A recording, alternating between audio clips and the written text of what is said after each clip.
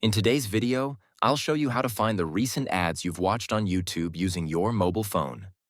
Let's get started. First, open the YouTube app and tap your profile icon in the bottom right corner of the screen. Next, tap the settings icon at the top and then select Privacy from the menu. From here, tap My Ad Center.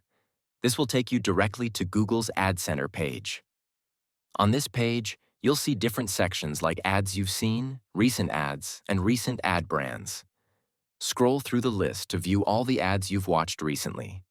Keep in mind that not every ad appears in your history. Some ads won't show up if the advertiser didn't upload or publish the ad properly on YouTube. Tap any ad to manage your preferences. You can turn off ads you don't want to see anymore, or tap the plus icon if you want to see more ads related to a certain topic. If an ad feels irrelevant or inappropriate, tap the flag icon to report it. You can even pause ad personalization completely or fine-tune it to better match your interests. And that's it. If this video helped, make sure to like the video and subscribe for more tutorials. Thanks for watching, and I'll see you in the next one.